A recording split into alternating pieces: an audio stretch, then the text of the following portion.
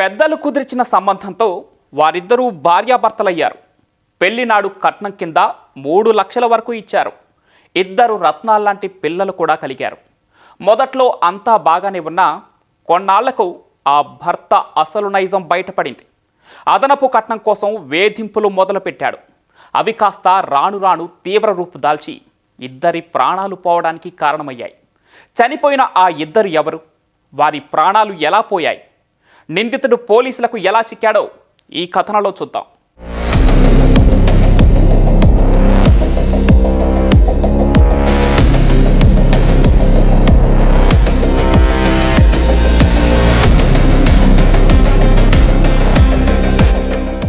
మార్చి 18, 2026 హనుమకొండ జిల్లాలోని కాజీపేట మండలం మడికొండలోని రాజీవ్ గృహకల్ప నివాస సముదాయాలు. తెల్లవారుజామున 3 గంటల సమయంలో ఈ ప్రాంతంలో ఒక్కసారిగా కలకలం రేగింది. తండ్రి కుమార్తె మంటల్లో చిక్కుకున్నారు. మామ రాజశేఖర్, భార్య రాజశ్రీ మంటల్లో కాలిపోతుండగా రాజశ్రీ భర్త ప్రవీణ్, ఇరుగు పొరుగువారు మంటల్ని ఆర్పేందుకు యత్నించారు. అల్లుడు ప్రవీణ్ 100కి 108కి స్వయంగా కాల్ చేశాడు. కాని అప్పటికే వారిద్దరూ సజీవ దహనమయ్యారు.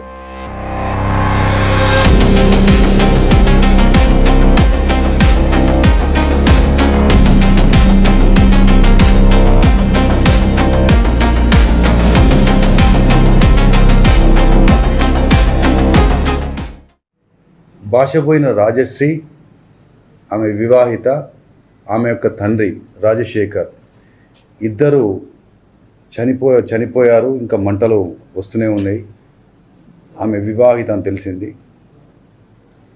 ఆ 100 డయల్ రావడం కంటే ముందు 108 అంబులెన్స్ కూడా ఇన్ఫర్మేషన్ వచ్చిందట. ఆ ఇన్ఫర్మేషన్ ఇచ్చింది ఎవరంటే ఈ చనిపోయిన వివాహిత రాజశ్రీ యొక్క భర్త పొక్కుల ప్రవీణ్ అని కాలర్ తెలిసింది. మొదటగా పోలీసు వారు అక్కడ వెళ్ళి విచారిస్తే వారే ఒకరికొకరు గొడవ పడ్డారు. ఆ పెద్ద ఆయన మీద డీజిల్ ఏమో పోసుకున్నాక అక్కడ కూతురు అడ్డం వచ్చింది. ఆమె కూడా మంటలో చిక్కుని చనిపోయిందని చెప్పన్నారు. 3 ఆడపిల్లలు, వాళ్ళ భార్య చనిపోయింది. పిల్లలు చిన్నగా ఉన్నప్పుడు వాళ్ళ భార్య చనిపోయింది. వాళ్ళతోనే ఉండేది, పిల్లలతోనే. మరి వాళ్ళకి ఏమైందో తెలియదు. మేము కడిపకొండలు ఉంటాము, వాళ్ళు ఇక్కడ ఉంటారు క్వార్టర్స్లా. మరి మాకైతే తెలియదు ఏమైంది, ఏం గొడవలు ఉన్నాయని కూడా తెలియదు. చూసేసరికి లోపలికి తీసుకెళ్ళినారు. సిఏ గారు కానీ ఎస్ఐలు వాళ్ళంతా తీసుకెళ్ళి చూద్దాం రండి అని అంటే లోపలికి వెళ్ళినాం. లోపలికి వెళ్తే అప్పటికి ఇంకో కొన్ని బట్టలు కాలుతా ఉన్నాయి, అంత వాసన వస్తూ ఉన్నది. ఆ దస్తి దగ్గర పెట్టుకొని మేము అట్లా వెళ్ళి చూసేసరికి శవాలు ఇంకా కాలుతా ఉన్నాయి. ఆ కింద మెత్తలు కానీ ఆ బట్టలు కానీ కాలేటువంటి నడుస్తూ ఉంది. ఘటనా స్థలానికి చేరుకున్న పోలీసులు పరిసరాలన్నీ జల్లెడ పట్టారు. ఘటన ఎలా జరిగి ఉంటుందనే కోణంలో భర్త ప్రవీణ్ని ప్రశ్నించారు. ఎందుకో డౌట్ఫుల్ ఉన్నది మాటలు. ఒక చిన్నపాటి ఇల్లు, 2 రూముల ఇల్లు, ఇదంతా ఎలా జరిగింది? ఇద్దరు పిల్లలు మాత్రం సురక్షితంగా ఉన్నారు. ఈ చనిపోయిన వివాహితకు ఇద్దరు, ఒక బాబు ఒక పాప. 1.5 years ఏజ్ బాబుకు, 6 months ఓల్డ్ పాప. వాళ్ళిద్దరు క్షేమంగా ఉన్నారు, ఇతను క్షేమంగా ఉన్నాడు. వీళ్ళిద్దరికి ఇట్లా అయ్యారు ఏంది అంటే కొద్దిగా అనుమానం వచ్చింది. అతను మాట్లాడే మాటలు పొంతలేని సమాధానం చూసి డౌట్ వచ్చి మరి గుచ్చి అడుగుతుంటే అతను అక్కడ నుండి పారిపోవడం జరిగింది. పారిపోయిన ప్రవీణ్ని ఎట్టకేలకు పోలీసులు పట్టుకోవడంతో దిగ్భ్రాంతికర విషయాలు వెల్లడయ్యాయి. ఇంటల్లుడే నేరస్తుడని పోలీసులు తేల్చారు. మల్కాజ్గిరిలో ఉంటున్న ప్రవీణ్కు కాజీపేట మడికొండలో నివసిస్తున్న రాజశ్రీకి 2023 నవంబర్ 18న వివాహమైంది. వరకట్నంగా అమ్మాయి తండ్రి రాజశేఖర్ 3 లక్షల రూపాయలు ముట్టజెప్పారు. హైదరాబాద్లో ఓ ప్రైవేటు కంపెనీలో ప్రవీణ్ పనిచేస్తున్నాడు.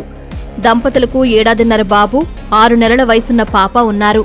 మొదట్లో ప్రవీణ్ బాగానే ఉన్నా పాప పుట్టాక అతనిలో మార్పొచ్చింది. అదనంగా మరికొంత కట్నం డబ్బులు తేవాలంటూ భార్యను వేధించడం మొదలుపెట్టాడు. రాను రాను వేధింపులు మరింత ఎక్కువయ్యాయి. రాజశ్రీ విషయాన్ని బయటకు చెప్పగా అల్లుణ్ణి గట్టిగా మందలించాడు.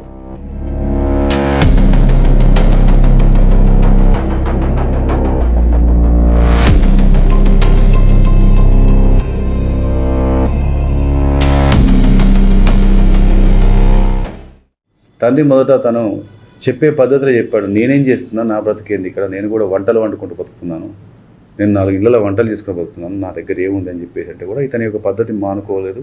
అదే రకంగా శారీరకంగా మానసికంగా వేధిస్తుంటే ఇక విధి లేక ఇక్కడికి వచ్చినప్పుడు తండ్రి ఇతన్ని, నువ్వు కనుక నా బిడ్డను కనుక ఇలానే వేస్తే మాత్రం నిన్ను మాత్రం ఖచ్చితంగా చంపేస్తా అని చెప్పేసి అమ్మాయి తండ్రి ఇతన్ని ఎన్నోసార్లు అనడం జరిగింది. మామ బెదిరించినప్పటి నుంచి కోపం పెంచుకున్న ప్రవీణ్ రాజశేఖర్ని మట్టుబెట్టాలని నిర్ణయించుకున్నాడు. పక్కా పథకం ప్రకారం ఈ నెల 17న రాత్రి అందరూ పడుకున్న తర్వాత హత్యలు చేశాడు. రాత్రి 3 గంటల ప్రాంతంలో పడుకున్న మామను ఇంట్లోనే ఉన్న ఒకటి సుత్తెను రెడీ పెట్టుకున్నాడు. ఆ సుత్తతోని పడుకున్న మనిషిని పడుకున్నట్టుగానే తల మీదకి వెళ్ళి బాదాడు. 4-5 బాదులు బాదాడు. అతని అరుపులు సౌండ్ వినగానే భార్య లేచింది పక్కనే. ఆ భార్యని రాగానే ఈమె కూడా ఉంది అని చెప్పేసి ఈమెను కూడా అదే సుత్తితో తల మీద 3-4 సార్లు కొట్టేస్తే ఆమె కొలాప్స్ అయింది. కొలాప్స్ కాగానే ఆ ఇద్దరిని ఇప్పుడు ఏం చేయాలి, ఇది ఎటువంటి సాక్ష్యాలు లేకుండా ఉండాలి, తామే తగిలిపోయి యాక్సిడెంటల్గా జరిగిందని చెప్పొచ్చు, తమకు తామని చెప్పుకోవచ్చు అని చెప్పి ఏం చేయాలంటే తను ఇంతకుముందే తెచ్చుకున్న డీజిల్ బాటిల్ని తీసి ఓపెన్ చేసి వాళ్ళ 2 బాడీల మీద పోసేసి అగ్గిపుల్లలతో నిప్పంటించేసి బాటిల్ బయటపడేసి సుత్తాడు బయటపడేసి నిప్పంటించేసి 2 పిల్లలు తీసుకొని బయటకు వచ్చి ఇంటి ముందు ఒకరిని కావాల్సుకొని లేపి మా మామ భార్య తగలబడుతున్నా చచ్చిపోయినని చెప్పేసి భయపడ్డట్టుగా వాళ్ళకు సృష్టించేసి వెంటనే 108 ఫోన్ చేశాడు అనుమానం రావద్దని. భార్య మామను చంపిన తర్వాత ఎవరికీ అనుమానం రాకుండా ఉండేందుకు ప్రవీణ్ 100-108కి ఫోన్ చేశాడు. అన్ని కోణాల్లో విచారించిన పోలీసులు నిందితుడిని అరెస్టు చేసి రిమాండ్కు తరలించారు. భర్త పేరాసకు భార్య పిల్లనిచ్చిన మామ బలవ్వగా 2 చిన్నారులు అనాథలుగా మారారు.